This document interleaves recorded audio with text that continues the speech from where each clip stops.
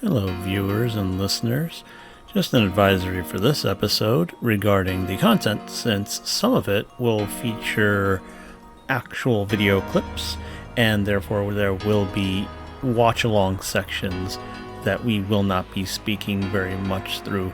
So for the full experience, we recommend that if you are able to, please watch the video. Otherwise, still, enjoy anything else that we have to say, and enjoy the show.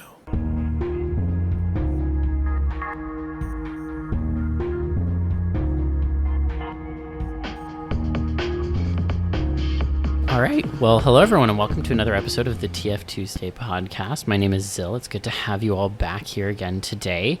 It has been a wild start to the season, getting to have David Mattingly on in the intro and then having our Anthrocon recording off on the second episode. So it's kind of interesting. This feels like the first, more regular episode, so to speak, and it's good to be back. I'm joined by my co-host, K-Libra. How are you doing, K-Libra? Oh my god, what a fucking weekend it's been. We went to Angela Quinton's place again, and we had a great time. With her and the rest of her, creature family. And it was much needed, very much needed. And before that, we hung out with one of your friends, who's also becoming one of my friends, Forepaws, and had a great time with him, too. Yeah, and we drove 400 kilometers on that round trip to London, so that was fun. Incredible. Yeah, but, it's good, and, getting into fountain pen ink for experimenting with art. That's been fun. Mm-hmm. I even had Zill mess with some. Yes, I reminded you that the Cheesecake Factory has good cheesecake, I believe. Something along those lines. That's what you did, and don't worry, it still has tests to pass. Many, many tests. But you can pass the test by joining our Patreon, because that's easy. You either give us a little something or you don't. Incredible. That is truly the time-honored test that everyone should, endeavor to pass. ? Yeah. I just have to remind it, you were spared for Mr. Mattingly, but not this time. That's true. We were like, you know what, let's just get to the point. But hey, if you want us to have more David Mattinglys on, that's the jar that you need to chip into to get more folks like that, because that was a pretty big undertaking. So yeah, a few dollars extra builds legitimacy too. Yeah, it's true. Subscribes, likes, all that stuff. Yeah. Oh yeah, we love the subscribes and the likes and all the listens. But yeah, I'm very excited because we have a topic today that I actually know shockingly little about, but we have an expert here to walk us through it. So, Herr, I don't know if you'd like to introduce yourself. All right. Hello, everybody. It's a loud parrot here. How are y'all doing? Yeah. Good. Yeah. Very good. But yeah, we have actually, I believe, an all-Latino group here today, which is very fun. So. Oh, no kidding. Yeah. But no, my name is Herr Wozzeck. I am a parrot within the fandom. I'm the violist of Trio Menagerie. I'm a composer, but critically for our topic today, I'm also a bit of an opera critic. I write for an online publication that shall not be named, but I am very much an opera enthusiast, which I think brings us to the topic today. We're going to be talking about transformation in the opera house. Yeah, absolutely. And very much looking forward to seeing what sort of mediums or media we'll be getting into, because I know that there is an extensive history of it in opera, and there's a few examples I know offhand, but I really don't know all that much about them. And I'm interested to learn more. Yeah, and for me, because what I've often done at furry cons is I'll give a furry at the opera panel. One of the things I try to get into in that panel is not necessarily just, here's an example of anthropomorphism in the thing. I also try to interest myself very much in how the composer specifically depicts that within the context of the opera, like musically as well as textually and all that jazz. So I think there are a few things to be said for some of that. We do have one ballet sample as well, which I've not really gone into, but I feel like people will understand exactly what I'm talking about once we start talking about it, because it is one of the most famous examples of transformation in all of classical music. So. Oh, absolutely, yeah. And it would behoove me to not mention it. I believe the menagerie group that you're part of is going to be also guest of honor at MFF. So congratulations on that. Thank you so much. I have to admit, I am both excited and nervous about some parts of it. Why is that? Yeah, I can only imagine. Opera's about big performance and you want to be noticed. What's got you nervous about that?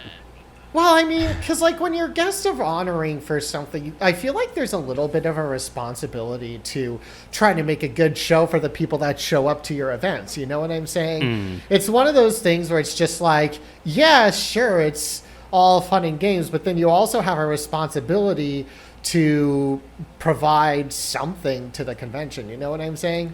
I mean, your presence is there. You're the guest of honor. You were chosen for, for what you've already done. I don't think you have to do too much more. Just letting you know. Yeah, I guess. It's just a little extra level of responsibility. But anyway, that's neither here nor there. We're here to talk about transformation. Yes, we are, and we are very excited for that. All right. Shall we get right into it? Yeah, absolutely. All right. So I'm going to put this in your hands first. I'm going to put it to you that there are a couple of ways we can go about this. I have some not so often performed examples. I have an example that is not so often performed in its entirety, but there is an excerpt of it that is a good into it that everybody knows, or we could start with what everybody knows. I mean, I'd be interested in starting with what everyone knows, but I'm happy to go through this in any way that you think would flow best. Is it the intro to Cheers? Funnily enough, I live in the city where that was based in, so I hear that it is just like, I've been to the bar. But no, let me... So is it the intro to Cheers? No. No. It is not. All right. So, we're going to start with Swan Lake. Which I feel like I shouldn't have to introduce that too much. Everybody knows the story of Swan Lake. It's like, random prince finds these lady who transforms into a swan at night and blah, blah, blah, blah, blah. Mm-hmm. I feel like, and of course, the very critically acclaimed adaptation by Barbie for Swan Lake. I mean, obviously, that's one of the best examples of Swan Lake itself. So, very, very faithful to the text and everything. I was not going to bring up the Barbie movie. There's actually a slightly different adaptation of that story that we'll get into. Okay. Because one of the things is that you don't usually see the transformations happen on stage all that often. Because it's sort of just like, it's understood that it happens off stage, but the dancers are all playing ballerinas and all that jazz. But if you don't go to the ballet very often, one thing you may not know about Swan Lake is that usually ballet companies will chop that ballet up to bits. And I'm not totally sure why that is, but it does mean that there is one segment that is often not shown to audiences, and that is actually a prologue which depicts the abduction of the Lady Odette by Rothbart, who becomes the evil sorcerer that the whole plot hinges around. If you've ever seen the film Black Swan, which is also technically a Swan Lake adaptation, it's just both about the Swan Lake Ballet and also kind of adapting a twisted version of it. But if you've seen that, there is a depiction of that prologue in that movie at the very beginning of it. It's the dream sequence that opens it, where Natalie Portman is sort of dragged around in the very first dance sequence. Right. Okay. I didn't realize that was the prologue itself, so that's interesting. It's often cut from productions. Mostly just because that's what ballet companies will sometimes do to the two longer Tchaikovsky ballets. In some ways, Sleeping Beauty gets it worse than Swan Lake, but Swan Lake also gets it pretty bad, which means that usually the prologue is cut. Usually some stuff in Act 3 is cut to ribbons. But anyway, there are some video productions that keep the prologue intact. Some of them are from Russian sources, but the source I have here is from the American Ballet Theater in a 2005 production with Gillian Murphy as Odette and also Odile in the Act 3. But I thought I'd start with that because it's sort of a really good sort of video production to kick us off here. Mm-hmm. So I'm going to go ahead and get us started with that. And of course, we had to go through some opening credits first, but you know. Oh, of course. Yeah. I feel like we need the entire musical piece as well, and not just the ones relevant to what we get through, you know? Yeah, no, that makes sense. Yeah. So there's Gillian Murphy. It's funny how you say everybody knows the story of Swan Lake, but by now I'm sure that really isn't the case, because I'm not sure how many kids are watching Looney Tunes and actually seeing bugs in Swan Lake. No, actually it wasn't bugs. It was Daffy. It was Daffy, yeah. Yeah. Yeah. Well, here's where the dancing starts, so.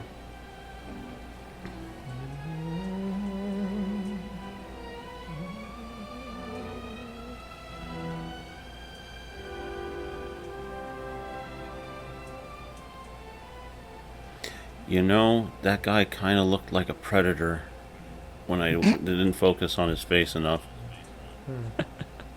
I mean, you're not wrong. Yeah, I was going to say. When his face opens up, then I'll take a lot of credit. Yeah.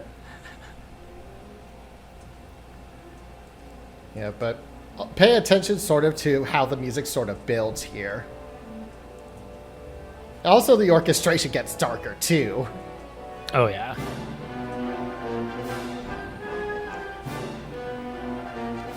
Da-da-da.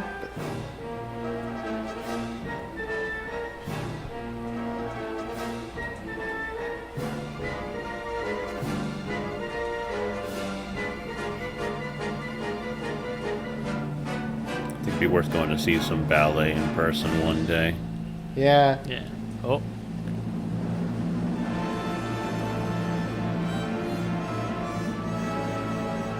Ah.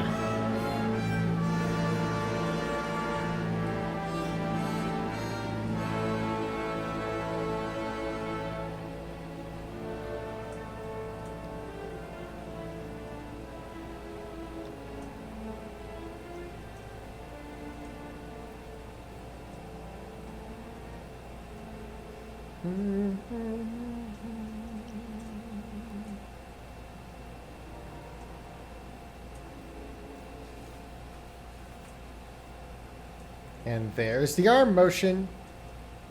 Yep. Yep. Which, Yeah, from what I know from ballet experts, you have to learn that motion specifically for Swan Lake. So. Well, that makes sense. Yeah, because it is, you And know. we saw.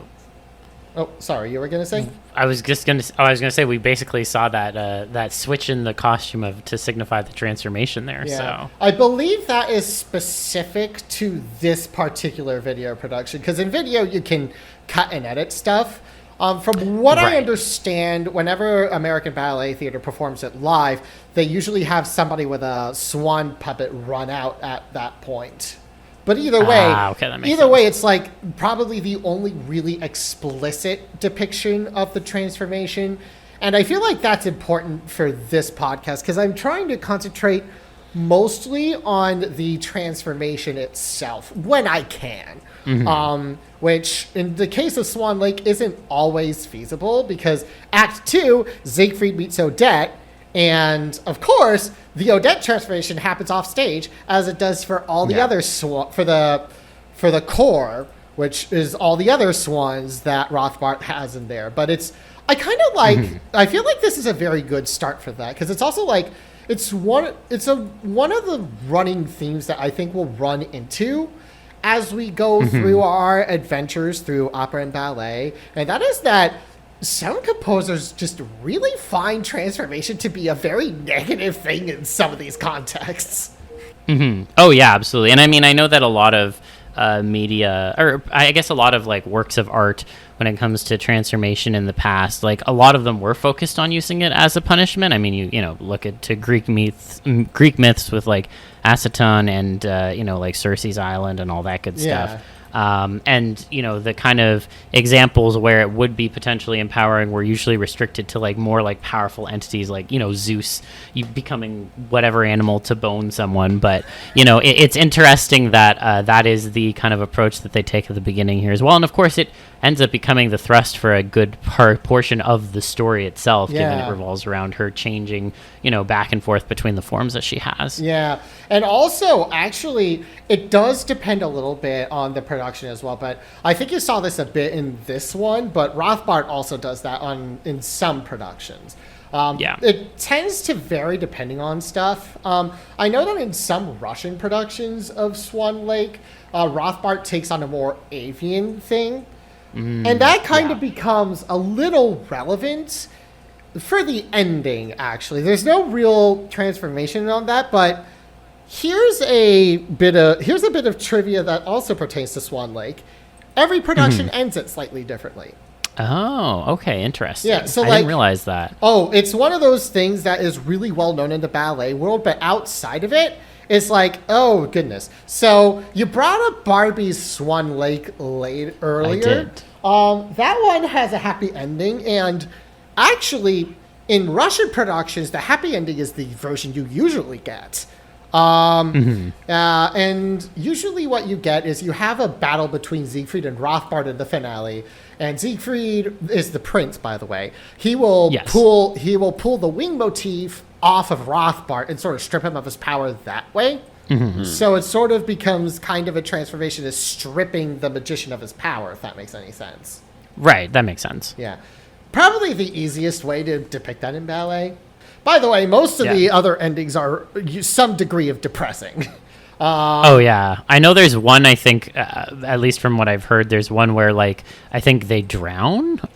Someone drowns in a lake. It depends on the production, but it's different people depending on which production. In this production for the American Ballet Theater, actually, both Odette and Siegfried throw themselves into the lake to try to break Rothbard's spell, and so they get to be happy in the afterlife. In some productions, Rothbard drowns Siegfried but keeps Odette around.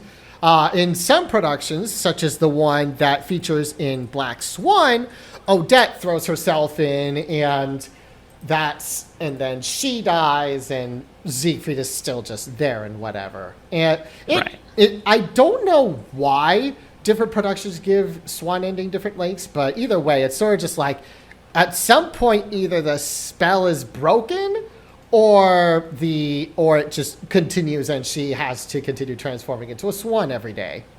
Gotcha. Yeah, that it is really interesting that in this ballet example that there are so many potential variations. It's almost like in a weird way it feels like opera companies doing their own fan fiction take on how they'd like it to end, and there's no real canon ending. So which Swan Lake is very unusual in that regard. Most ballets have their own ending, so leave it to one of the most frequently performed ballets of all time that's the one that gets the alternate endings. But you mentioned earlier that it's sort of transformation as either something done by the powerful person trying to get something, or it's a punishment. And you specifically brought up Zeus. I did bring up Zeus. I think that's a good segue to Orpheus in the Underworld. I had a feeling you were going to bring this one up because I know we pre-chatted a little bit about it. So K-Libra, how much do you know about certain very famous musical pieces? I know scraps because growing up in a lot of cartoons and everything, they were just used a bunch. I know what a bunch of them sound like in certain movements or parts, and then I find out 20 years later what they're called. So there is a very famous can out there. I'm sure you've heard dun dun dun dun dun dun dun dun dun dun dun dun. Well, the thing that's from has an example of transformation in it. It is also a transformation in the vein of what was mentioned earlier, with Zeus turning into something to try to sleep with the lady. And in this case, Let me explain a little bit about Orpheus in the Underworld for the audience that may not have heard of it. So Orpheus in the Underworld, or Orfeo Enfer in the original French, is an operetta by Jacques Offenbach. And it's basically lampooning the Orpheus story, which, on a side note, the Orpheus story is super popular for operatic adaptations. But anyway, in this case, they take the format and take it in some parody directions, where effectively what you get is Orpheus and Eurydice actually hate each other. And so when she gets bit by the snake, everybody is about to be content to be left well enough alone. But there is a character called Public Opinion. Oh, okay. I swear to God, this is a character in this work. And Public Opinion is like, no, you have to go down and save your wife from the underworld. That's how the story goes down. Blah, blah, blah, blah, blah, blah, blah. Right. Yeah, and of course the gods figure into it. And Zeus, at some point, gets the hots for Eurydice while she's in the underworld. And so he decides to transform into something. And what he decides to transform into is something that Offenbach has a little bit of fun making the singers do in this particular scene. So I'm going to play this scene, and I'm not going to tell you what animal he transforms into.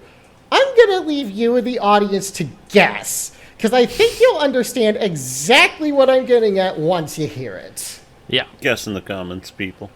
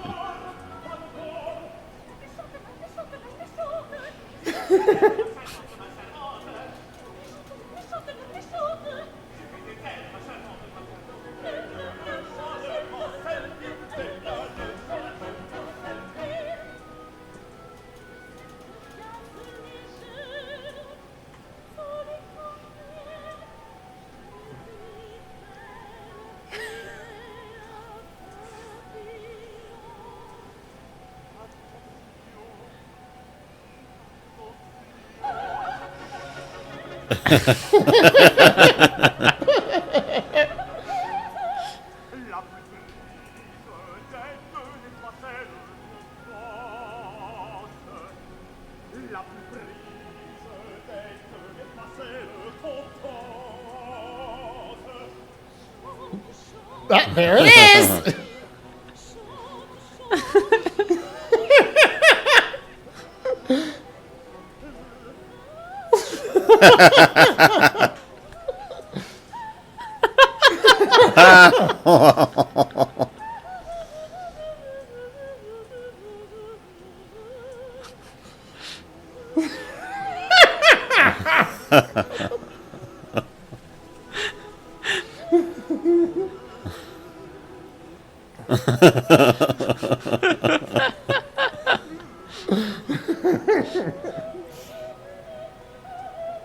This could have been a Smiling Friends bit.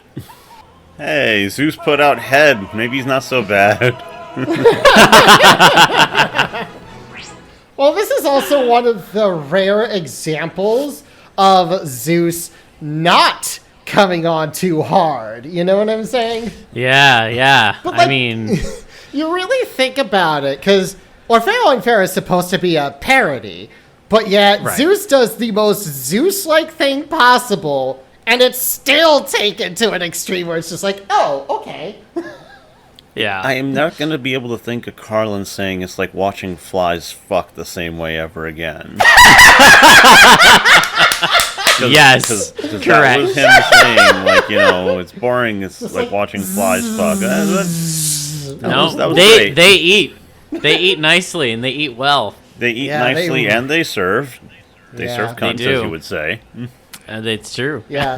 But yeah, it's like, it's just so wild that they decide to make Zeus transform into a fucking fly of all things. Like, it's one of those things where it's just like, you don't expect it, but in the world of Offenbach, anything can happen, so... We're learning that today, and wow, yeah, anything can truly happen. I'll say this: if you just watch more stuff, you'll just fall ass backwards into transformations and transformation themes. It is fucking everywhere. If you're lamenting the fact that there isn't enough in it, just watch more shit. I swear. Yeah, seriously. Yeah, but no, it's one of the. It's like.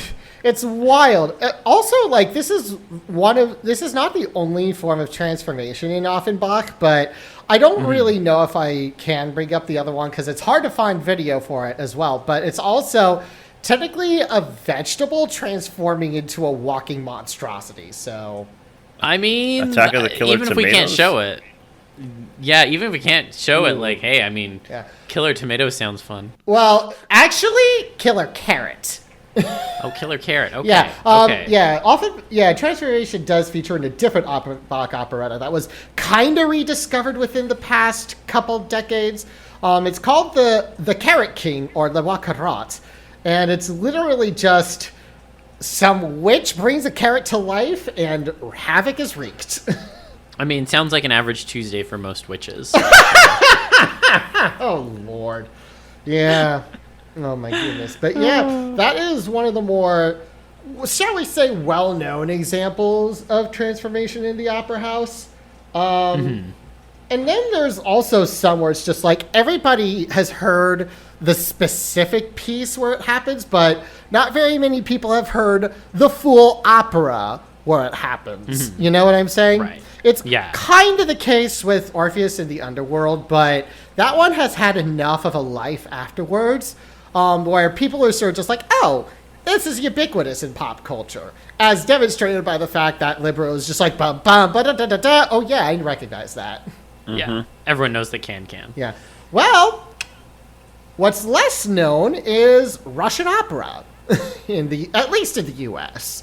And that brings us to, I think, our next one. And I'm just going to start with this particular one because it involves transformation into another insect, and I think you'll know which one it is the second you hear a particular gesture with where I've queued it up. Okay. And I'm going to introduce this that way, and I'll explain what it's from in a bit. Okay.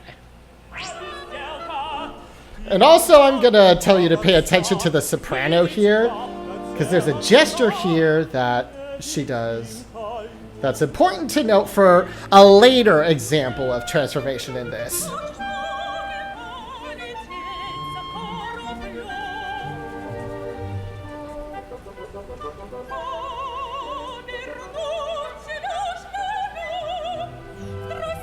That intense brow. Yeah. Well, it is a production from Russia, unfortunately, but I could get into that when this is not playing, so. Yeah. Just him rushing off stage.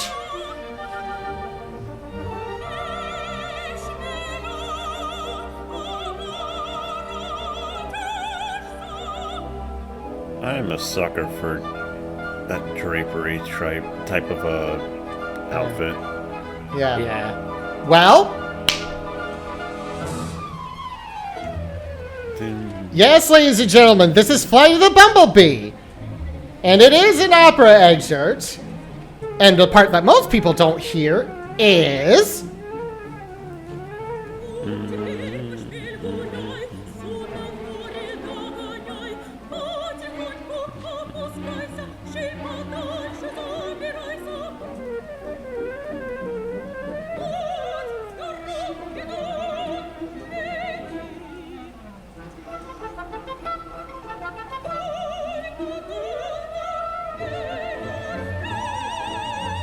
So, yeah, Flight of the Bumblebee is an opera excerpt. And in my opera panel that I give in people, I have an additional bit where it's just like, yay! Which I can't really get away with on the podcast, but you know. Yeah, but yeah. It's funny, I remember speaking to somebody who worked with orchestras saying that Flight of the Bumblebee is something that would just get sprung on them to just play or practice, and they hated it. Well, it's kind of a very popular concert excerpt because it's very virtuosic. So, yeah. But And I was curious, why does he get transformed into a bumblebee? okay, so we have to explain this a little bit. So, Yeah. this is Nikolai Rimsky-Korsakov's The Tale of Tsar Sultan. It's effectively a fairy tale opera. So we're dealing in the realm of fairy tale here. And it's based on a source by Pushkin, who, if you don't know, if you've ever seen the artwork of Mick the Retriever, he describes Pushkin as sort of the Russian Lord Byron.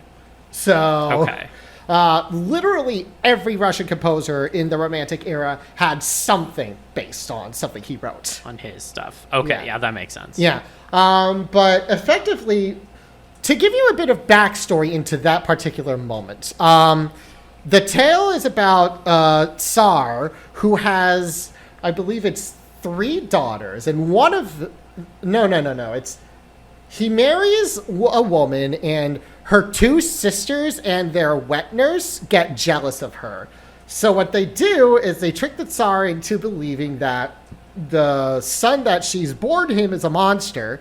So he locks her in a barrel, pushes her out to sea, and then they both land on a magical island or whatever. And then the kid grows up super fast, becomes a Tsarevich Vidon. But as he grows older, at one point he saves a magical swan, and the swan's just like, okay, I'm gonna do you a bunch of favors. So the swan magics him a city and bogatirs to serve him, and then this is in the 3rd act. So the 3rd act, he expresses to his swan magician lady, whatever, I kind of have never met my dad, and that makes me sad, and I want to go say hello to him. And so the swan magician goes to him and is just like, don't worry, dude, I got you covered. And so she magics him into a bee so he could cross the ocean to sort of see what's up with his dad. And that was kind of something that you saw in the projection at the end of that bit that I showed. So, so that is just how that whole thing goes down. In this case, it's like one of the rare instances of a transformation where it's just like, oh, it's actually meant to be helpful. Yeah, and it's not a punishment. It's in a weird way, it's a reward. Well, you say that it's a punishment, but not for Phaidon. Yes, because actually this next bit I'm gonna share with you guys, there's no explicit transformation that happens in it, but it's literally Phaidon just being a bee. You know what I'm saying? Okay. Yeah. And it's sort of just like he goes over to the court, and the 2 sisters and the wet maid are effectively chatting shit about his mom. So then that happens, and then this happens.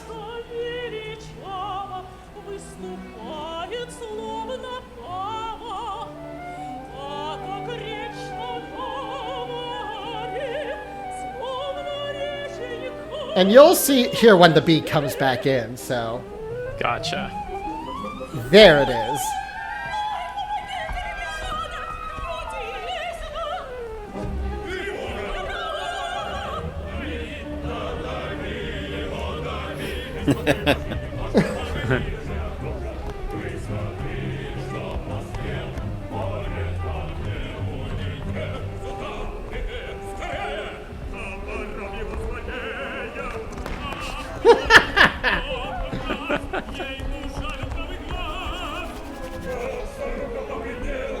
Why don't you just twirl their revolvers to kill the bee?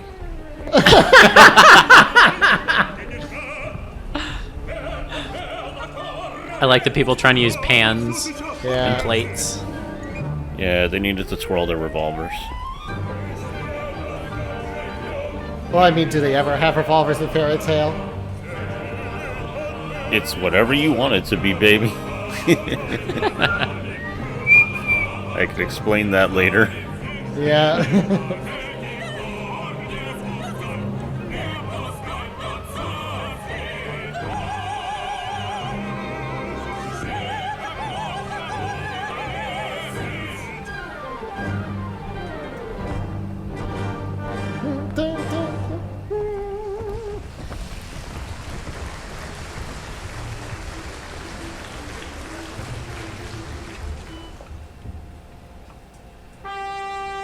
And that's the end of Act 3, by the way. It's on that note that the third act ends.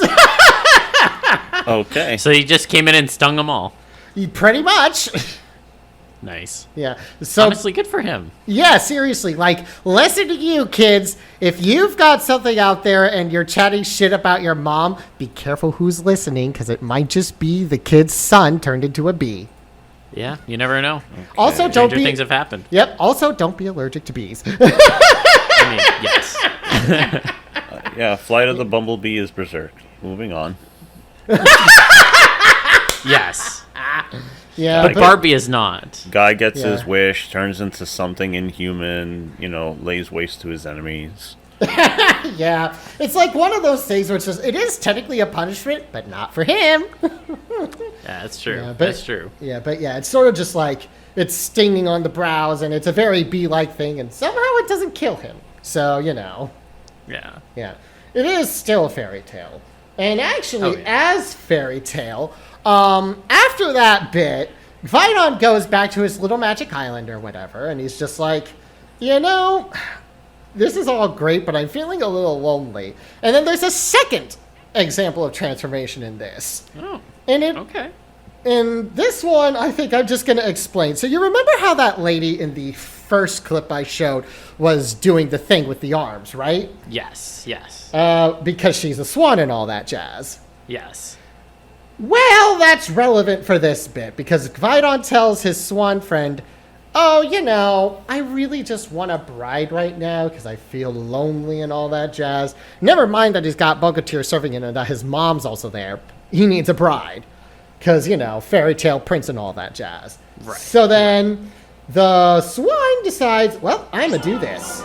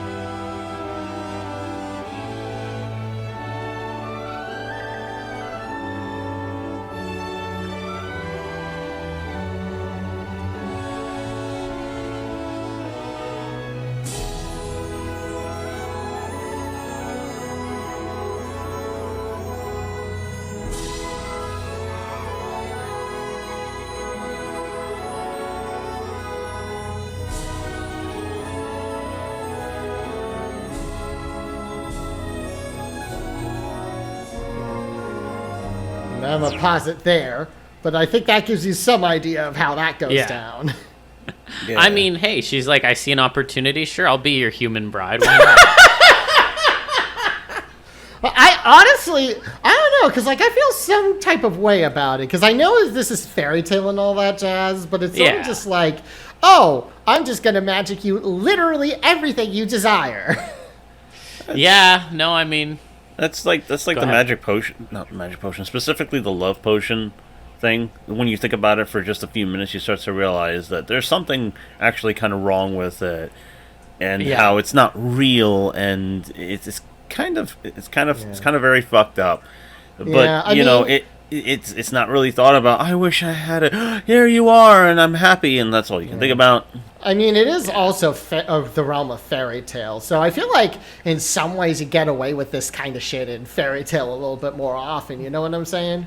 Oh, Yeah. People get away with it as long as they like it and they don't really think about it. It's Yeah. all the framing. It's all about what the indulgence is, and and then you get taught sometimes that the indulgences are the way that things can be, and I mean that's like a broader conversation about media and certain themes. But yeah, I mean I look at that and I also am just shrug. This happened. Yeah, and it is also still transformation, albeit from animal form to human form. It always is- counts. I don't ever want to get into an argument with somebody who would think that it doesn't count because I will destroy them. Yeah, yeah, that's fair. Well, it's true. Yeah, and it counts even with whatever fucking janky ass thing comes out of the Mariinsky Theater's YouTube page. Love it. Man, the state of Russian art that can get that outside of it. Some of the things, it's really fallen off ever since the scene became entirely about appeasing you-know-who. Yeah, no, it's true, and it's unfortunate because there's so much wonderful art and culture and history there, particularly from like the late 1800s. Yeah. I think there was a lot of really incredible stuff, and into like the early 1900s too. And it's also kind of just really rough on operas like this, where it's sort of just like all about parts of the spectacle of it. It's like you think transformation scenes, and you think about like say what people do on Broadway for transformation scenes, where they have trapdoors and smoke and shit. Nope, here it's literally just like dude runs off stage or lady shrugs off this big ass blanket. Yeah, pretty much. I love it. Yeah, Subtlety is underappreciated, and I like that the transition has everything to do with the movements and a very simple garb, especially the movement, because that's what makes it fun. I mean, we knew that the lady had turned into a fly in the previous clip because all she was doing was zzz with the other guy. Yeah, I guess it's that's fun. true. Yeah, but I guess that's a good point. But I don't know. I think it's also kind of an artistry, but because like in the actual play of the Bumblebee, the soprano came in 2 entire bars late. Actually, in the last little vocal things that she had, it's supposed to be she hits the high A when it gets to the when it gets to the downbeat of that gesture. But Oh, I see. Okay.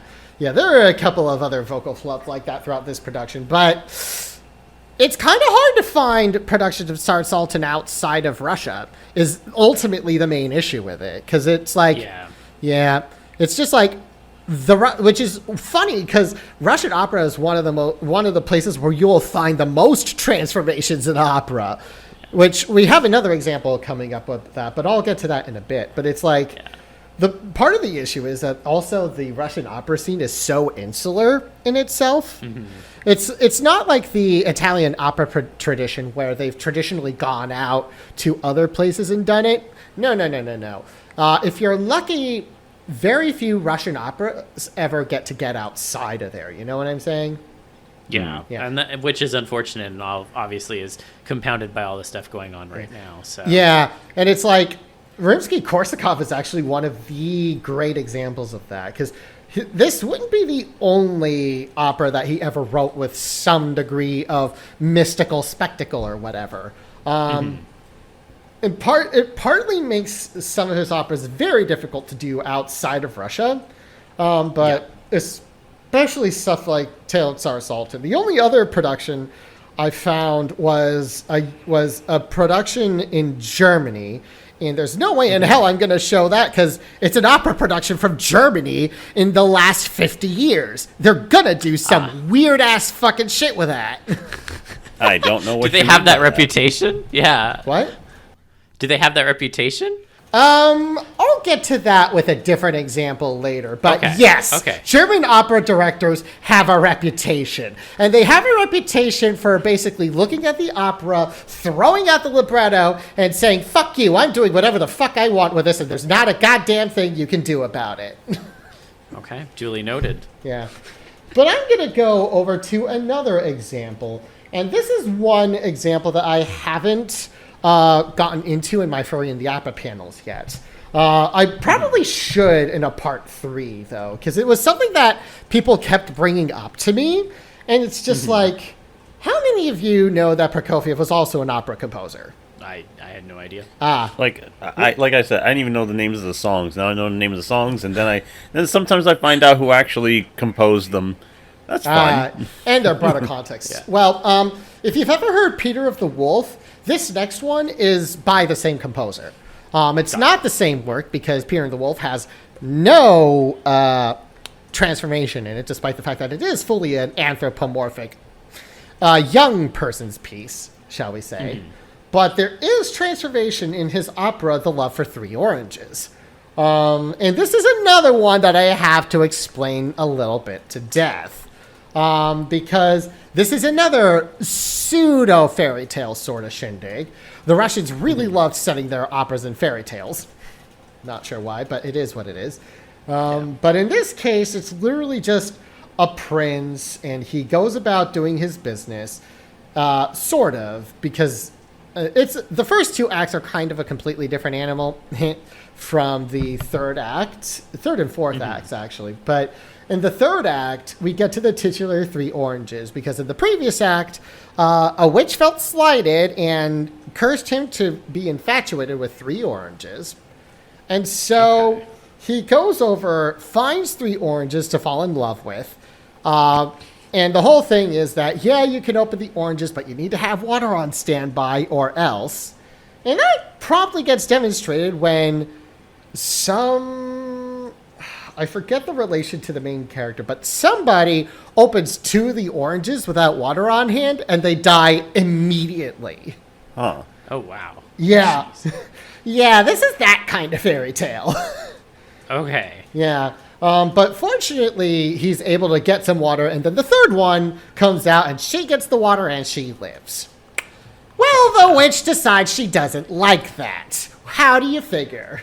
So then, when the prince is distracted in some way or another, she goes to this orange princess or whatever, Ninette, I think it is, because the history of this opera is a little bit interesting. I'll get into that after I start playing it. But she goes into the princess and is like, all right, lady, here's what I'm going to do to you.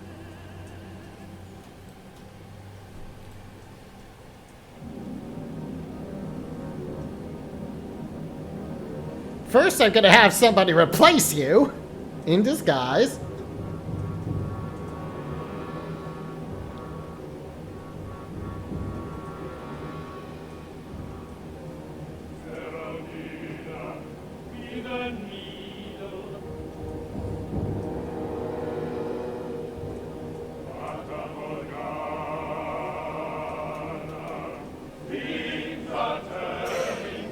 Love the costumes.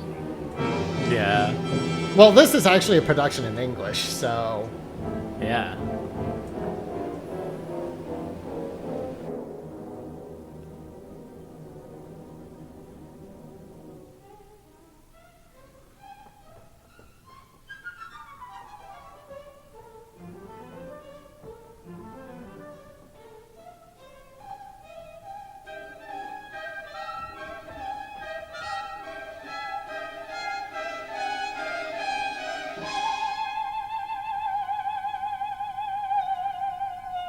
So there's the third princess down.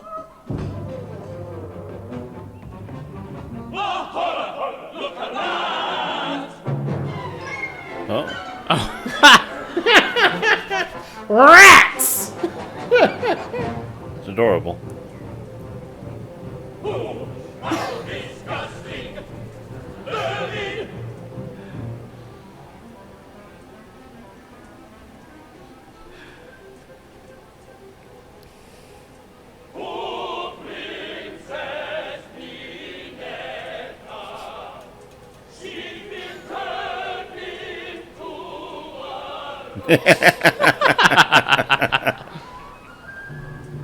Of course.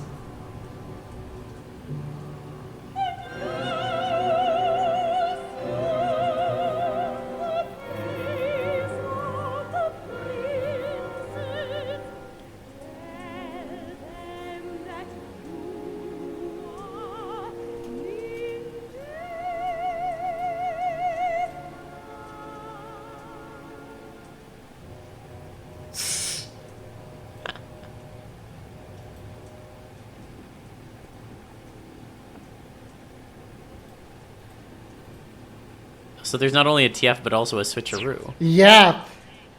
And that sort of lays the groundwork for then later, because the rodent runs off. And can you imagine transformation into a rodent? Yes. Can you think of anything more punishing than that? I mean, you would be surprised, but probably for 19th or 18th or 20th century France, that probably was pretty low. So yeah, because like this was written in 1921, so this would have been when Prokofiev was in France. Okay, gotcha. Yeah, so you're not wrong. This is technically French, but written by a Russian. So Gotcha. Yeah, but yeah, they love them some transformation scenes in that thing, but. If you're wondering if the transformation does get reversed, it does later. Because then a whole thing happens, and I don't actually know this opera amazingly well, but what I do know is that at some point, Serafina is found out, and then Ninetta gets transformed back into a person, and that happens here. Gotcha.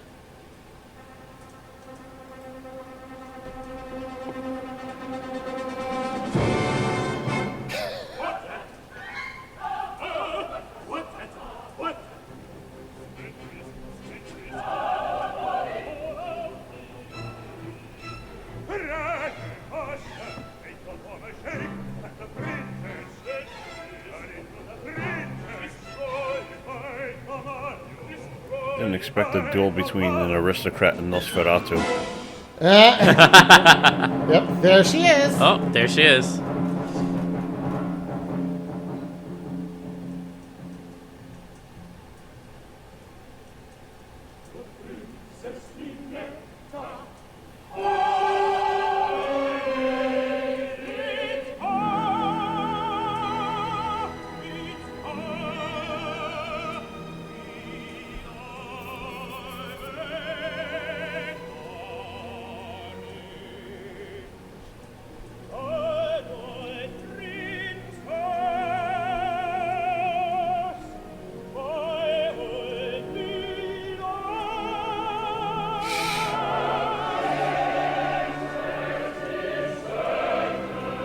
And I'm going to leave it off there because I think you get the point. Yeah.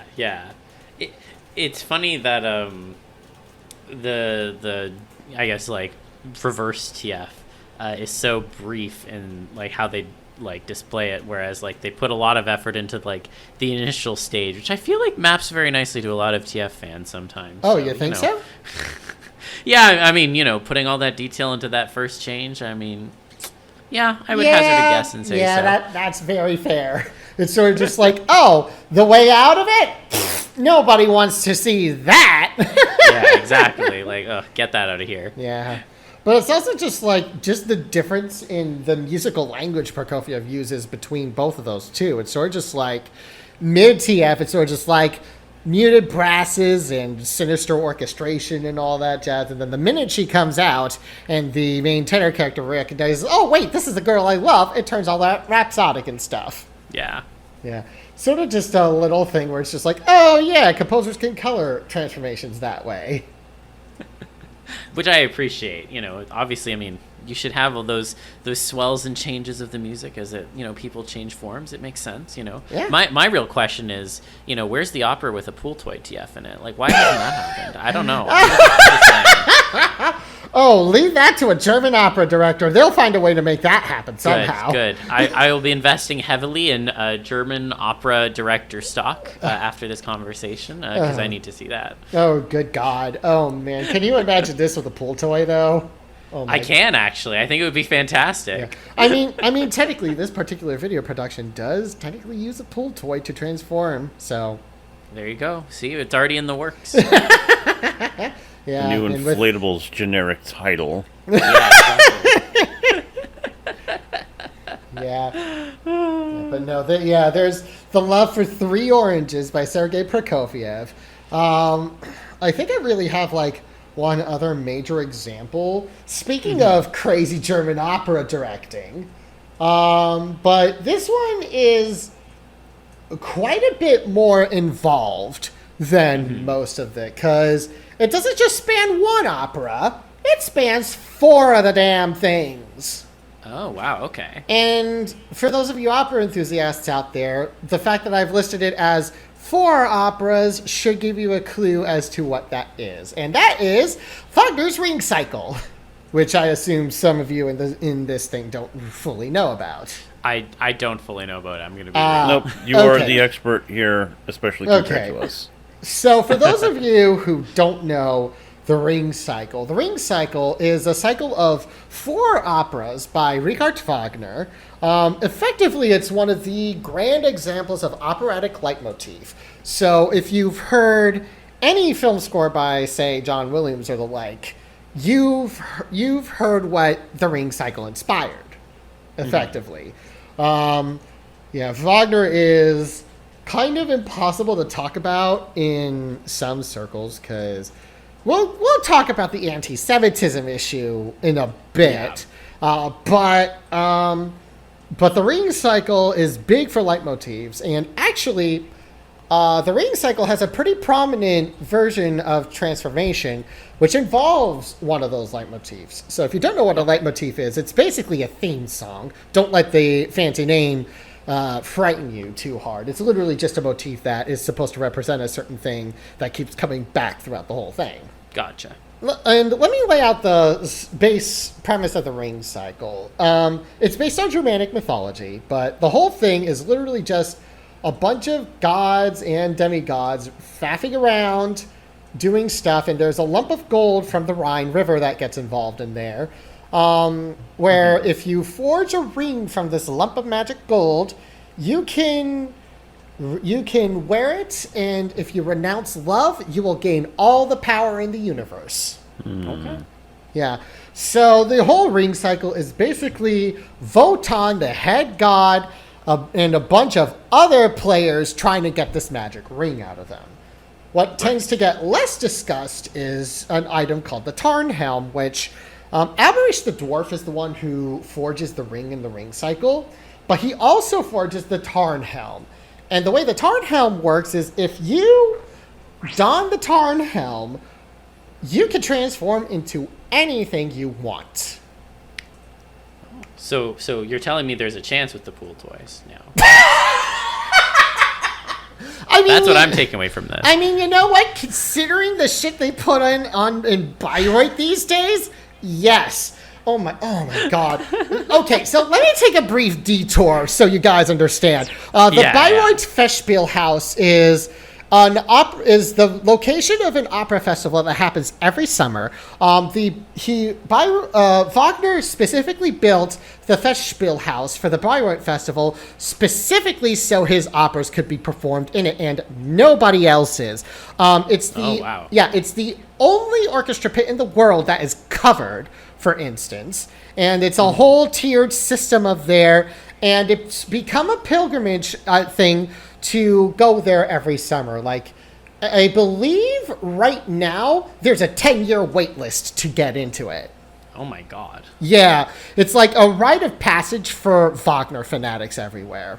It's also the source of some of the anti-Semitism talk because Winifred Wagner, who ran the festival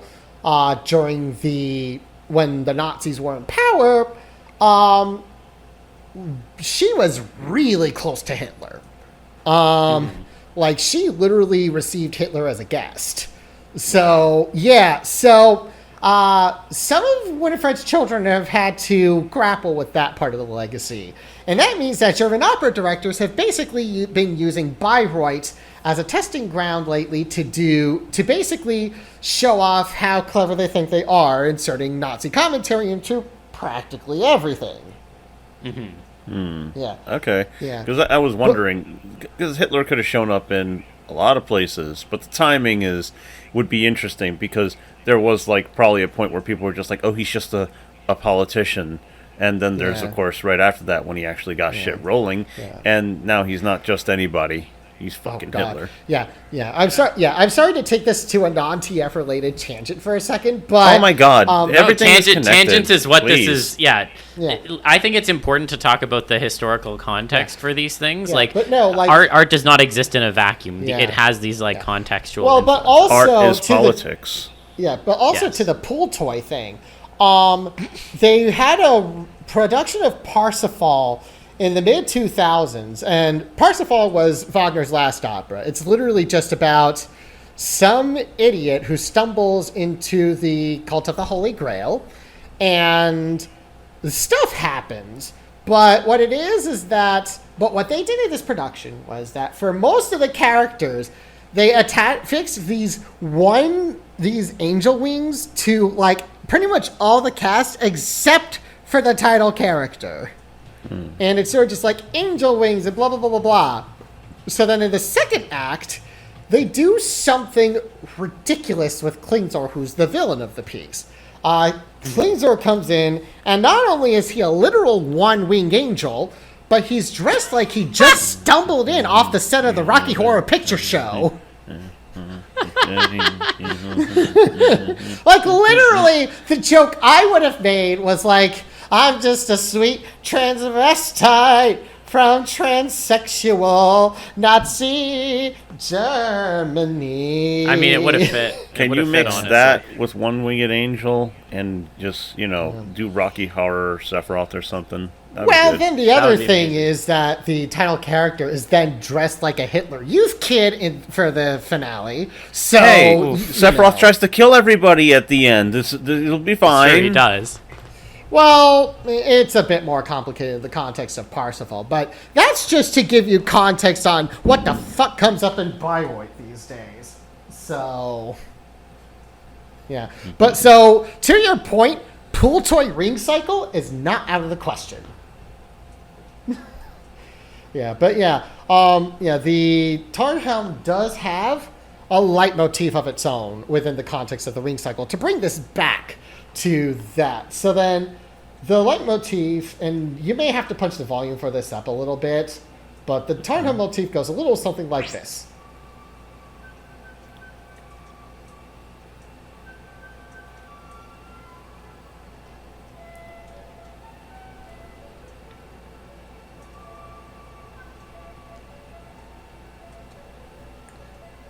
And that's how it's introduced in the first opera of the cycle, Das Rheingold. And that has a couple of examples of transformation in the middle of it. I say the middle of it because it's a one-act opera that is about the same length as Avengers Infinity War. And probably more interesting. Well, I heard a theater director once term Wagner operas as you wait for 50 minutes and then a single action happens. So hold your horses on that. Probably still be more interesting. Yeah, I mean, I have a lot of feelings about Endgame, but that's another story for another day. So. Yeah, but no, it's about that length. So if anybody was concerned about holding their bladders for that length of time, opera audiences have been doing that since the 1860s.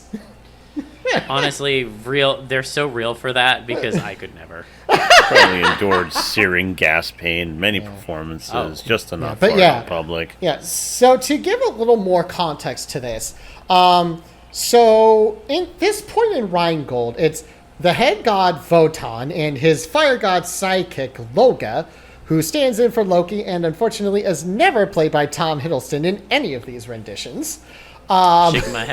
Shaking my head, missed opportunity. Yeah, well, he doesn't have the voice for it. Not very many people do, to be fair. That's true. That's true. But anyway, they've gone down to the Underworld, where Alberic has already crafted the ring and the Tarnhelm, and they're looking for the ring because they're trying to pay the giants Fasolt and Fafnir, who have just built Valhalla, right?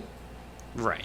And so they've just finished a conversation with Alberic's brother Mimo, who becomes an important figure later for reasons you'll see. Well, actually you won't see because we don't really get to talk about songbirds in this one. But anyway, they happen upon Alberic at some point. And so he talks a big game about the Tarnhelm. And so Loga is just like, oh, really? Show me something of it. And so this happens.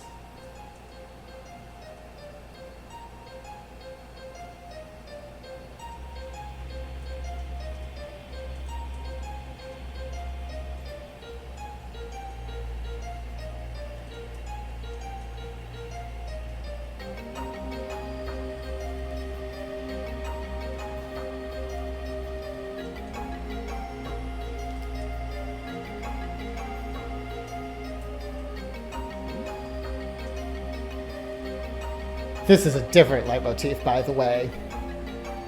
And I'll talk about this leitmotif in a bit.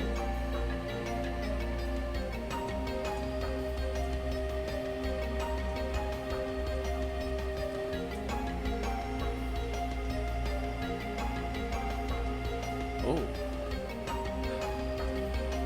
Are we getting a dragon TF? I mean...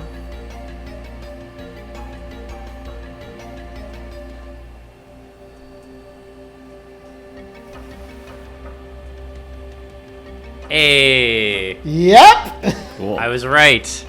You were right! I wore the right tail for today. Yes!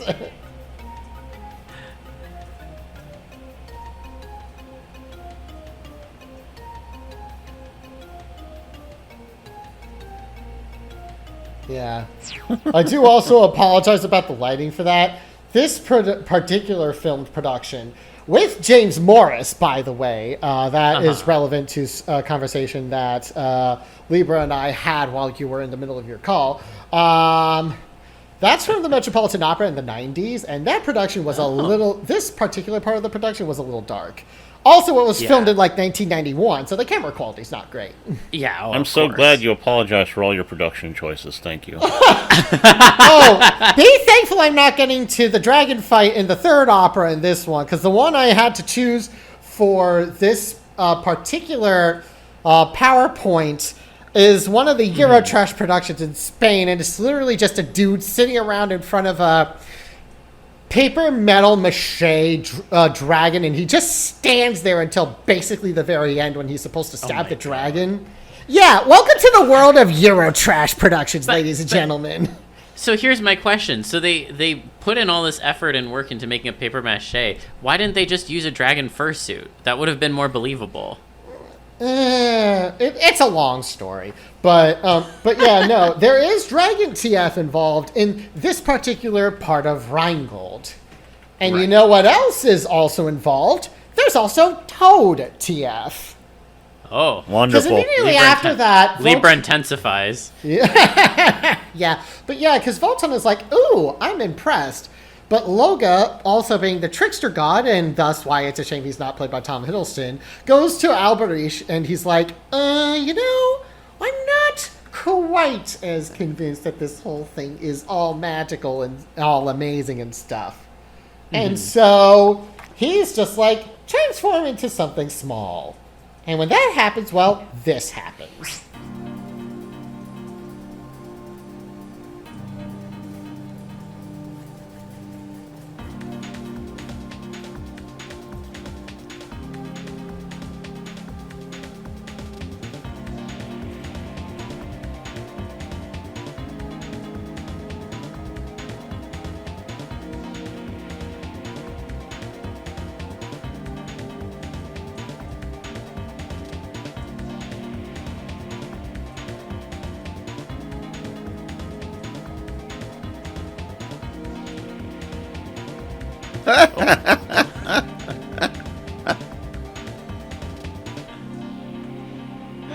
Oh, that's adorable.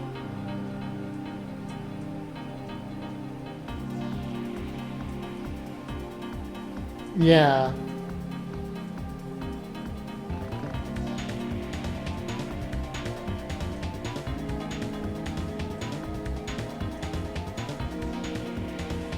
Let that be a lesson to the children. Never accept a dare from Loga. You might get kidnapped if you do. So they kidnapped the frog there, who was the person transforming, Yeah, correct? pretty much. Okay. And of course he gets bunched right out of the transformation in the stage directions as well, I believe. Okay. Yeah, so it's... Drat. Yeah, it's one of those things where it's just like... Yeah, it's literally just a stuffed animal toad, but... The thing is, like, appearing for, like, 2 damn seconds. Are you really going to waste puppetry on that? Yeah, no, that's fair. Yeah. But, yeah, so that then becomes all the transformations you see in the first opera and the thing. And then there's a whole bunch of business that gets us to the third opera, which is more Dragon TF. Although this one's a bit more convoluted, because you don't actually see the TF happen on stage like you do with the other things. Well, Right. I suppose it depends on the production for a reason I'll get to. But effectively, once Alberish is captured, he's taken somewhere, relieved of the ring and the Tarn helm, and then Alberish, after that, places a curse on the ring. And then he's like, whoever owns the ring will die. Okay. Yeah. And that's literally everybody. And so that curse gets a very big workout when it comes time to pay the giants Fazolt and Fafnir. Because immediately upon receiving payment for it, Fazolt tries on the ring, and then Fafnir's just like, no, that ring is mine, bitch! And so he kills Fazolt for the ring and the entire Nibelung horde, which, by the way, there was also some business about Alberish doing an entire horde of gold and enslaving his fellow dwarves to the cause, but that's neither here nor there, and not fully related to the topic of the podcast. But, yeah, he takes all this horde of gold, and this ring, and the Tarn helm, and then he goes off somewhere for that. That brings us to the third opera of the cycle, because then the second opera is about a completely different set of characters, and we don't really see any transformation in that, or indeed any real magic-y shit for an entire opera. What we do get then is the third opera, Siegfried, where in the backstory to it, remember how I said Fazolt was a giant? Yes. Fafnir, you know. Yeah. Well, he's a dragon in this one now. I give you 2 guesses as to why. Did someone TF into it? He TF'd himself into it, actually. Perfect. Using the Tarn helm, which is actually one thing that I don't think gets talked about nearly often enough in geekier circles, but it gets talked about all the time in... the comedian Anna Russell had a really great joke about this in a 30-minute ring cycle routine she had at the beginning of it, where she's just like, many great analyses of the ring cycle have been given by some great experts for the edification of other great experts. But that happens sometimes with the leitmotif analysis in the ring cycle. And what you get a lot of is people trying to relate leitmotifs to each other. And there's an argument to be had for that, certainly, with the dragon leitmotif and the Tarnhelm motif. Because you go in there with the Tarnhelm motif, and it's like... Right? Right. And then the dragon motif is sort of...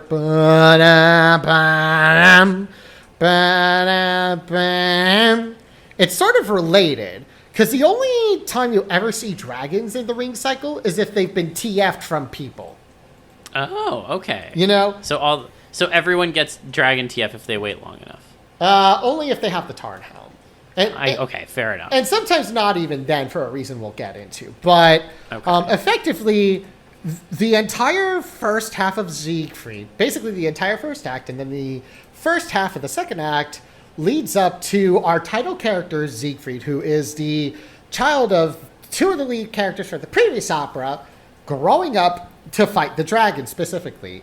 On the orders of Mima, who's Alberish's brother from that, it's a whole thing. And yeah, effectively, Siegfried goes off to fight this dragon. And so... We are going to get to see the Eurotrash Siegfried dragon fight. Oh, beautiful. Oh, God. Ladies and gents, I apologize for what you're about to see, but it was the best video I could find for free. Yeah. So here's Siegfried's dragon.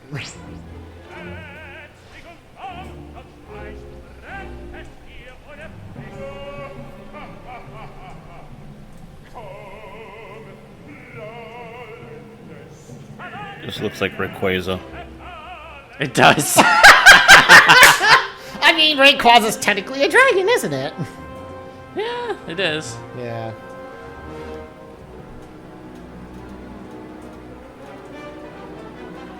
But with less features. Yeah. And you hear the dragon. He really is motif just in going to there. stand there. Yeah.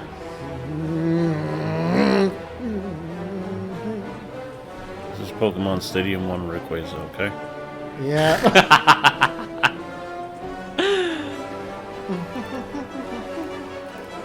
I mean, the stuff on screen is kind of cool. Yeah. This could have been on Eurovision, maybe. I don't know. Windows 95 man might have something to say about that. Oh, and then he stabbed him. He did the one thing. Yeah, very Eurovision-y now, with like the blood screen and everything. It's kind of neat. Yeah. Oh, and then this actually brings me to the other thing. Yeah.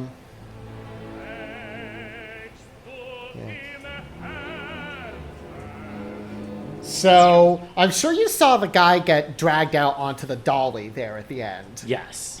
That is Fafnir in his non-dragon form. Here's the thing about that. Wagner's stage instructions do not specify that. In the stage directions for Siegfried at this point, the singer singing the role of Fafnir is basically off stage the entire time. Right. And what the specific instruction is that Fafnir sings through speaking horns to sort of amplify the voice because he's off stage for that entire thing. But in the specific stage instruction, he's instructed to go to a less loud speaking horn, if that makes any sense. Okay. Yeah. He's never actually supposed to come on stage. But these days, even in more traditional productions of the Ring Cycle, you do sometimes see Fafnir come out in non-dragon form like that. Mm-hmm. Yeah. It's not actually in the stage instructions, but it is what it is. Yeah, and I think that there's probably an acoustic consideration to it, too, because Wagner's Ring Cycle is so densely orchestrated. And it's also infamously one of the largest opera orchestras ever written for. Wow. Yeah. It's like, you want to talk the original 100-piece orchestra, you're talking like 8 goddamn horns, which is a lot for the orchestra. Then you have a whole fuck ton of brass, 6 trumpets, which is also a lot for the orchestra. And then it's a whole thing. It actually has 6 harp parts, which you almost never see more than 2 in the standard orchestral repertoire, to give you some perspective of that. But Fafnir comes right out in some productions. And so it's sort of like a reverse TF. But there's also an asterisk over that, in that Wagner didn't actually write that in. So. Mm-hmm. No, that's really interesting. I had no context into any of this background, so. Yeah. No, Wagner. Let me put it this way. If Wagner were alive today, he would slap any stage director that tried that shit. And actually, funnily enough, there's a really good anecdote about that, specifically concerning the dragon in the original production of Siegfried. And the anecdote goes that, for whatever reason, the puppet that was originally supposed to be the original dragon, because usually it's realized through puppetry. But the dragon puppet had itself shipped to the Bayreuth Festspiel house in parts. Now, I'm sure that you don't know German super well, but Bayreuth in German is spelled Bayruth, which if you tried to pronounce that in English, I think you see where this is going. It becomes Beirut. Yes. Which is also a transliterated version of the city of Beirut in Lebanon. Right. Take a wild guess where the neck of the dragon got shipped to. I'm going to guess it went to Beirut. It did! And so the original Siegfried dragon was basically a dragon with no neck. And Wagner was pissed. Yeah, I mean, I can't blame him for that, Yeah. Wagner was very famously a huge control freak about how his operas were done when he was alive. So something like Fafnir coming right out at the very end of that would never have flown if he was alive. So, Yeah, so that's technically one less instance of transformation that gets added in by directors. Okay. Yeah, it's absolutely freaking wild. Yeah. Ooh. Tangentially related to that, actually.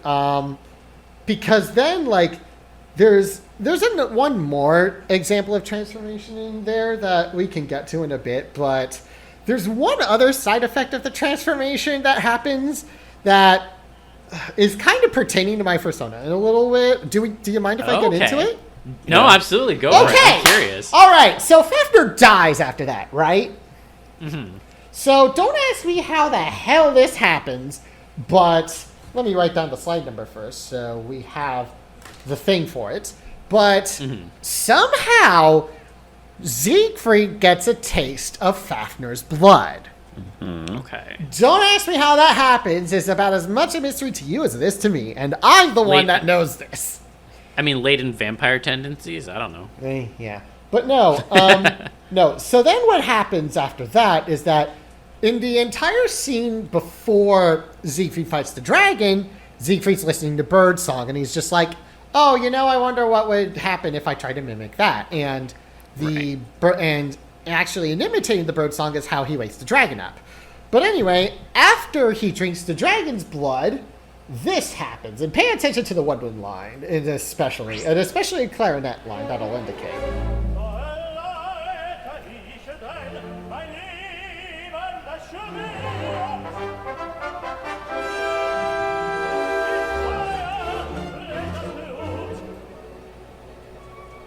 Birdsongy stuff. Mm-hmm. That clarinet line.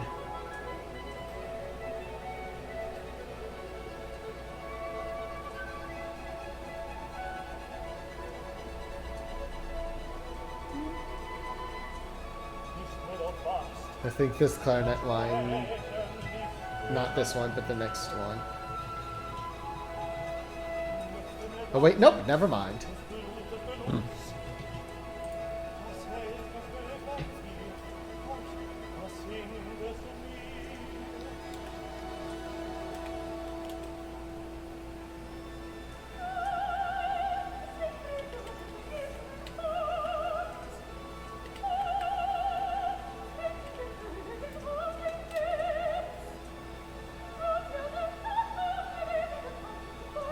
So if you don't get the picture, Siegfried can understand the birds now. Right. Yeah, it's notable. That is wild. Yeah, it's sort of just like suddenly drinking magic blood, suddenly Siegfried can understand the birds. Hmm. Yeah. So wait, how did this relate back to your persona then? Bird song. Okay. I can't believe I had to specify that. Well, no, I wasn't sure if it was that or if there was like another like deeper. No, that makes sense. It's really just bird song, and that's about nice. it. Yeah, nice. And then the bird becomes misexposition to make the rest of the opera happen. So, as one does, especially in mythology-based stuff like this, where it's just like you kind of sometimes need an animal friend to help you figure out the next way. Yeah, yep. I mean, a lot of people will back that up, so... Yeah, tell me about it. Which actually, in a way, kind of brings us to the last bit of transformation in the ring cycle through Götterdämmerung, the last opera in the cycle. So I'm going to give you the TLDR on the background behind this as much as and compress as I can. So Siegfried goes off, does more adventuring, and in the last part of his adventures in Siegfried, he goes to a fire-surrounded rock where a woman is sleeping in a magic enchanted sleep because it's Brünnhilde, who is the title character from the previous opera, who was put in a magic-induced sleep by Wotan because of transgressions and yada, yada, yada. And he passes through the flames, wakes her up with a kiss, they fall in love, blah, blah, blah, blah, blah. And then, at the top of the last opera, which is Götterdämmerung, Siegfried decides that he's had enough of love on the fire-surrounded rock to take Anna Russell's phraseology of that. And so he goes off on more adventures. He meets a dude who whose best friend is the son of Alberich the dwarf and has designs on trying to get the ring back. Because, by the way, Siegfried inherits the ring from Fafnir and all that jazz. And so Siegfried forms a bond with that dude's friend. And so then Alberich's son makes a potion to make Siegfried forget about Brünnhilde. And so then the ever-scheming Hagen is the son's name. Hagen tells Siegfried's new friend Gunther, oh, you know, he has this hot side piece. Why don't you make Siegfried marry your sister, and I'll hook you up with Siegfried's old side piece.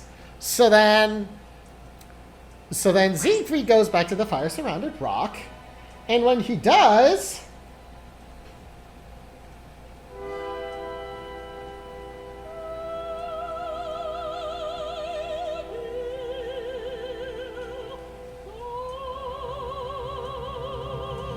And watch how the costuming handles this. Mm-hmm.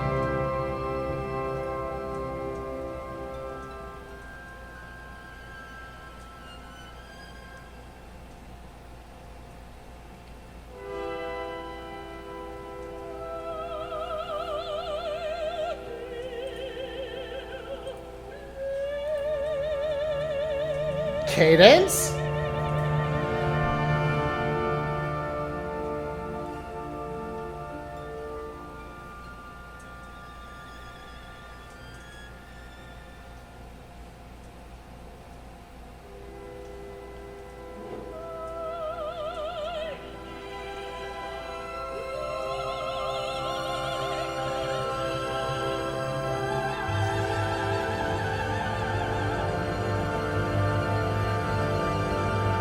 Condensed form of the Tarnhelm motif. I think you know what's coming.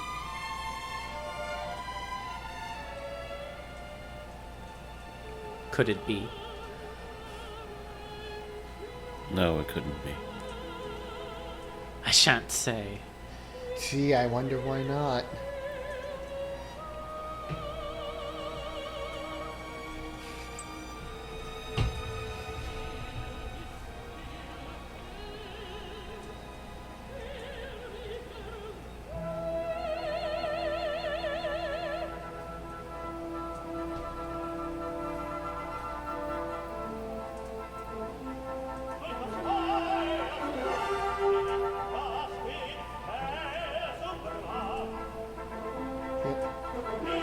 And notice how the Tarnhelm underlays a lot of this. So, Yeah.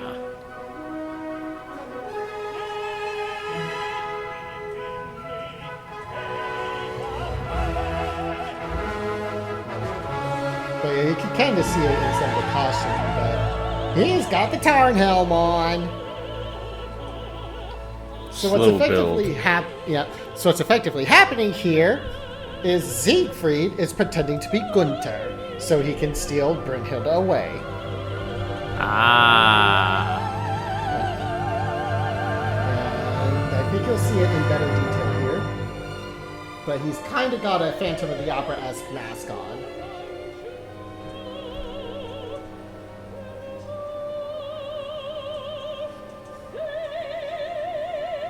Yeah. But yeah, I think you get the picture.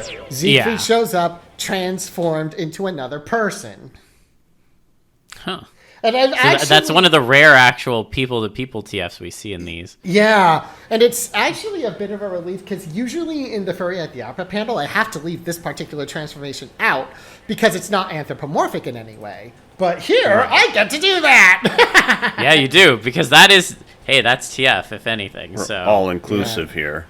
Yeah. we are. Yeah. Unfortunately, that's also the last time the Tarnhelm is used in the entire ring cycle, so yeah, it kind of just gets tossed to the wayside. Although Brünnhilde does get rather pissy in the next act when she finds out what's happened. I mean, I'd be pissed too. Like, what the hell? Yeah, exactly. It's a whole thing where she goes on and she finds out about the deception, and so right on with Hagen's plans, actually, Gunther, and Hagen all conspire to kill Siegfried. And as soon as Hagen kills Siegfried, she's sorry. Again, to borrow an Anna Russellism. I'm sorry. I love Anna Russell. No, that's all good. No, I mean, I'm not surprised by that, but I will say that it's interesting how, at least with this one in particular, there's an actual textual kind of reaction to the kind of bait and switch that we don't see in some of the other ones. And I wonder if that's at all connected to the fact that it's a human-to-human TF instead of some of the human-to-annual switcheroos we've seen in the past. Also, at the very top of what I just played, she shouts Siegfried, so she's expecting Siegfried to come back to the fire-surrounded rock. Not whoever the fuck this bizarre-ass stranger is. You know what I'm saying? Yeah, exactly. Yeah, like, you go in, like, when you're expecting the love of your life to come in and then it's somebody else instead, that's a bit of a system shock. But of course, the orchestra knows that it's not actually that person, which is indicated by the fact that there's the truncated Tarnhelm theme underplaying some of Siegfried's stuff in that. Yeah.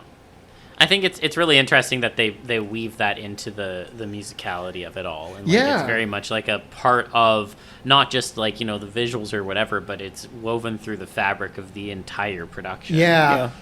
Wagner was very much about that sort of thing. Like that's we can talk about the anti-Semitism thing until the cows come home, but one of the things that makes Wagner so difficult to lose in terms of just like his impact on Western music is that he had such an insane amount of impact on how composers thought about music and drama after he came along. You know what I'm saying? Mm-hmm. It's sort of just like the idea of the leitmotif and the way he used it in his operas, that influenced pretty much all the major composers that came after him. Like, you think about John Williams and Hollywood film scoring, there's a kind of a correlation there because of how all the Austrian composers that fled the Nazis basically worked in Hollywood, and there's that direct through line through that. But also it's sort of just like, it sort of laid the groundwork for how a lot of dramatic storytelling happened. And it's moments like this where it's just like,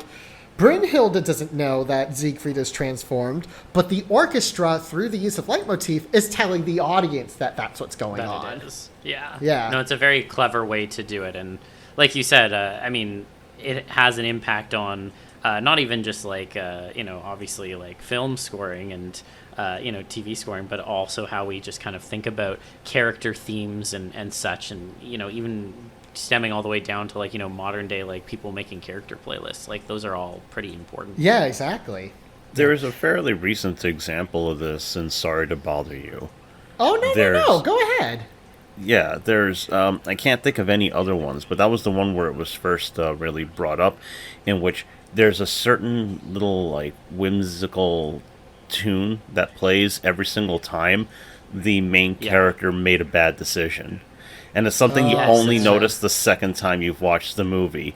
But, yeah, when you are looking for it, you're like, oh, that's when he does that, and things get a little worse, and things get a little worse. Even if they seem positive at the time, it's always hinting this is something that he shouldn't have done.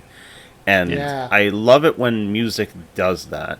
I love when music is able to, for instance, I like it when games do this. I think some games do this really well, and it's what makes it stand out. Even for, like, emotional, like, if there's a theme song, and the theme song gets, like, changed in tone or pitch, or, like, peppered into, like, a high-stakes situation or something like that, it always makes me feel like, oh, yeah, it's all come to this. So, opera has to do that, I feel, because music is like, the centerpiece, and the visuals are supposed to be a treat and accompaniment, and they'll do it however they want, as we've been seeing here. Yeah. Well, Wagner was very much a firm believer that all of it should work together. He actually came up with a term for that called Gesamtkunstwerk. You can look it up. It's sort of just like he considered every single element with his operas, which is part of why he was such a control freak. But, Yeah, I could... Go ahead.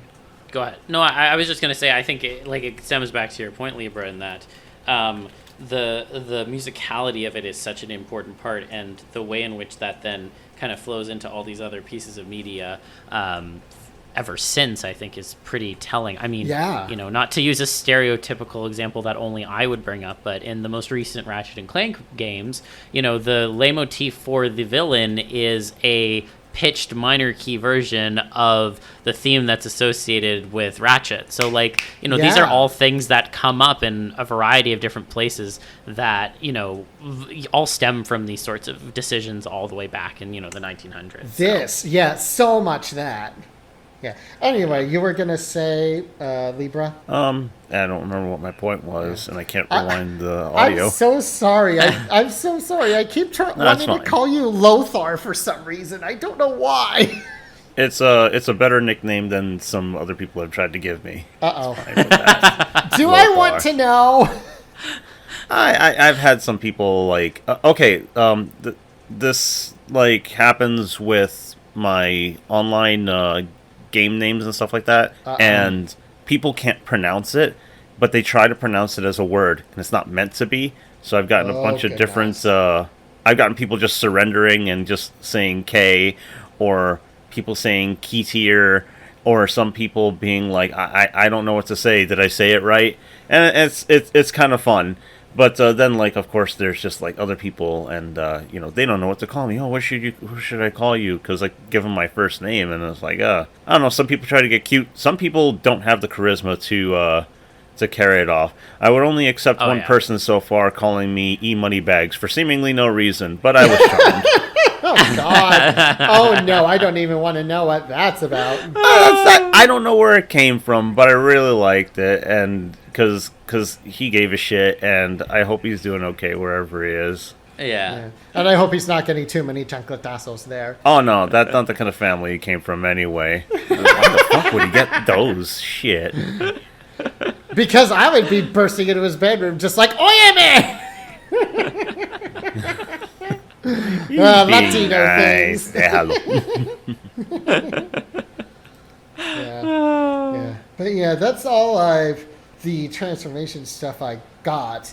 I do tangentially have one more thing, but it's not literal transformation. I don't want to know then. Yeah, no, go Put it away. No, you know what? Yeah, to leave us off on a more funny note, this one is actually an extremely obscure one by most standards. Give me 1 second to write down a slide number really fast. Yeah. How many of you have heard of the composer Hans Werner Henze? No. I have not. Okay, so we are getting into the mid-late 20th century here with this one. So this is kind of, to a vast majority of non-classical enthusiasts, this is going to be a deep, deep cut. But this is a bit from Hans Werner Henze's Der Junge Lord. I like to call it a political satire for a few reasons. Because it's an opera where there's a kind of funny M. Night Shyamalan sort of plot twist in the 1960s. So keep in mind, he wasn't even born at that point, I don't think. But essentially, it's about this lord who gets up to shenanigans with these German townspeople and blah, blah, blah, blah, blah. And he introduces this young nephew of his to them. And the nephew acts very peculiar and very strangely. Then at the end of it, there's kind of a shocking revelation that happens. And I think it's not literal transformation, but I'm going to let it play out because you'll see what happens. And it's kind of a what a twist moment. So. Okay.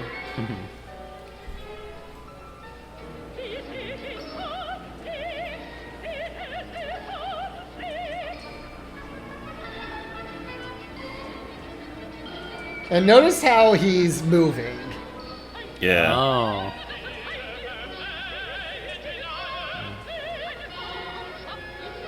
Vibes that inspired Tim Burton.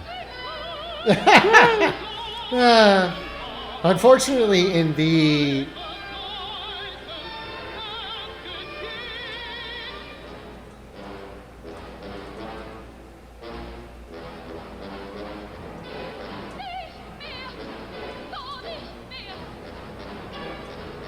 Man, I watched a lot of Looney Tunes. I keep thinking, like, Bugs would probably come in there and whack the guy with a pan.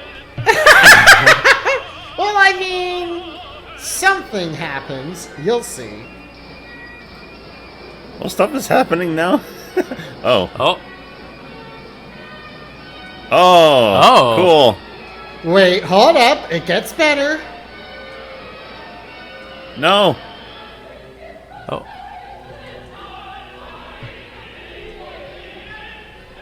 Because there's a particular moment that happens coming up. And you'll see exactly how it goes down.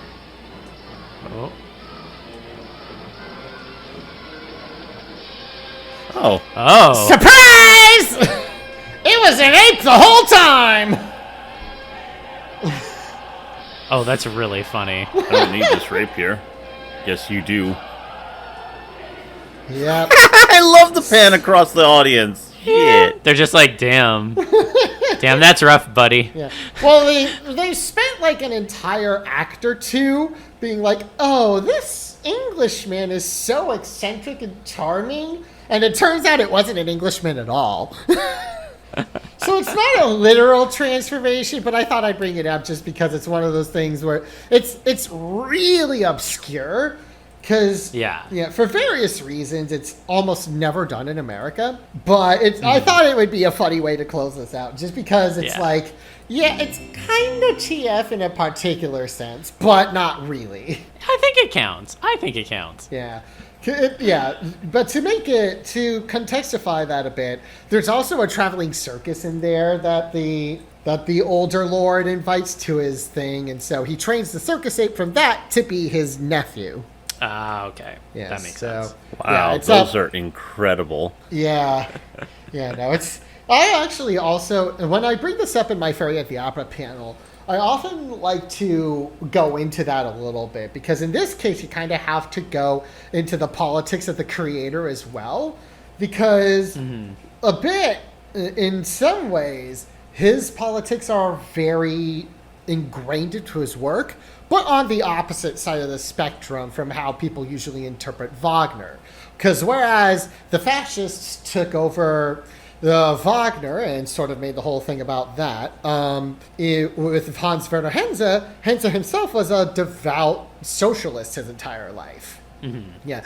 To put a point on it, the large-scale work he did immediately after this, he ended up writing as a requiem for Che Guevara, of all people. Oh. So... wow. So, whenever I describe this opera to people, and whenever I talk about the whole, he was really an ape the whole time, the way I like to contextualize it is that you can read it as a satire on what powerful people can get common people to believe, effectively. Yeah. Because there is that sort of rich and powerful dynamic throughout the whole thing. And it's sort of just like everybody that's a so-called commoner is really trying to get into the business of this noble dude. And so he does this and gets them to believe that a trained circus ape is his nephew. Okay. I like the interpretation that the aristocracy can feed the common people something and get them to buy into something. I was also interpreting kind of like how, I don't know, it doesn't make the aristocracy look good if you can train an ape well enough to just make you think, this is some charming dude who knows his shit. I really like this guy. Yeah. It's unbelievable, but I think of Beavis and Butthead with that too. How did they get away with anything? Yeah, but it's one of those things where you go in and it's just like the fact that it's technically an animal all along really says something about everything else in there. But I think that's a good place to sort of cap off where a small little thing of transformation throughout the opera world. Yeah. No, I think that was, I mean, first of all, very comprehensive, and I very much appreciate you doing a TF version of it for us, because I very much think I learned something, and I'm sure our audience did too. I guess my final question for you then, Herr, is, when it comes to people who are fans of transformation media and seeing all that we have seen throughout this kind of discussion with opera, what would you say is a core takeaway or trope that people should keep in mind when they want to look for future stuff that has opera with TF in it? search generally within the realm of mythology and fairy tale, because that's where you tend to see the most of it. Okay. Opera, actually, from its very beginning, has always loved itself its mythology and fairy tale. The very first opera ever written was a setting of the Orpheus myth, for instance, which makes our earlier discussion about Orfeo and Fair a little interesting, because I mentioned earlier that it's a favorite setting of composers. It's literally been a favorite of composers to set the Orpheus myth into opera since literally the beginning of the art form. And throughout the Baroque period, you don't really see a lot of transformation in there, but it's sort of set up a sort of thing where mythology is a very popular subject to set. And so you keep seeing mythological operas over and over and over, to the point that now with some new operas, you see operas recontextualizing some of those myths. There's actually a really good recent example of that in Maddo Coyne's Eurydice, which flips the Orpheus myth on its head a little bit and makes it about the wife rather than Orpheus specifically.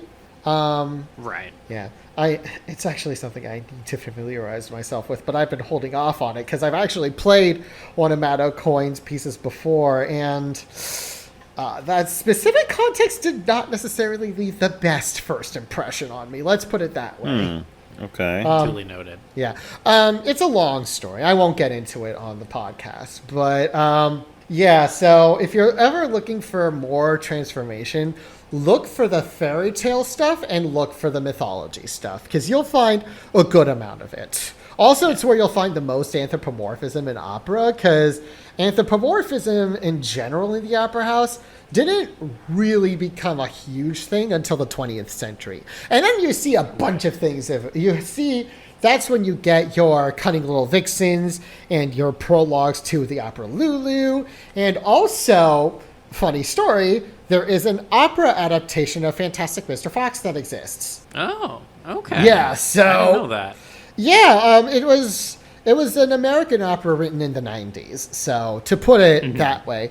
But anthropomorphism in the opera is very much a 20th century thing.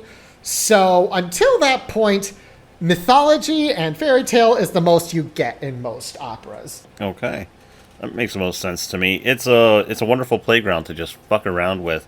And I think that when you grow up with that kind of stuff and it fills your head, if you become artistic or just lean into artistic expression, you'll probably want to express that in your own way.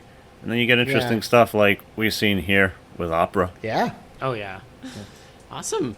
Well, thank you so much, Herr. And I guess I'll ask if you had any questions for us. I mean, apart from the meaning of life, the universe, and everything, which you already answered before we hit record. Oh, God. Well, I mean, we'll see. I may be tempted to give a supersized version of the Furry at the Opera panel, so if you're ever at any future cons, maybe I'll give you a walkthrough through the rest of it. Yeah, okay, duly noted. I mean, I will definitely be at MFF, where I know you'll be a guest of honoring. Yeah. And there's a possibility that Libra will be too. So. Yeah. I don't know if I'll be giving my Furry at the Opera panel there, though, because I've already given... that's fair. Yeah, I've already given it twice there, and I've given it in two different versions, so it's one of those things where I'm just like, maybe I should do something else with this for MFF. Yeah, no, that's entirely fair and understandable. Yeah. Awesome. Well, I guess then I'll also ask if folks are looking for you online, where can they find you? Okay, so you can find me around the place. I do have a Twitter account, but it's mostly gone to the wayside. These days, I only trowel on if there's a lot of noise being made in the furry music community by certain bad actors. Oh, yes, we're familiar. Yeah, but you can also find me on Blue Sky. I do a lot of my posting there. You can find me on composition streams on Twitch these days, actually. At the moment, I'm working my way through a string trio transcription of the Johann Sebastian Bach D minor Chaconne in transcription for string trio that I'm hoping to get done at MFF. And then you can also find me at For Affinity because, fun fact, I also write fiction. So you can find some of my fictional stuff on there. And some of that fiction Some of that fiction you can also find read on the Voice of Dog podcast, which is a fantastic little podcast where Rob McWolf and a few others read various short furry stories written all by authors within the furry fandom. And he usually does a really good job of it, so don't just check out Voice of Dog for my stuff, but check it out for everybody else's stuff too. So... Gotcha. All right. Okay.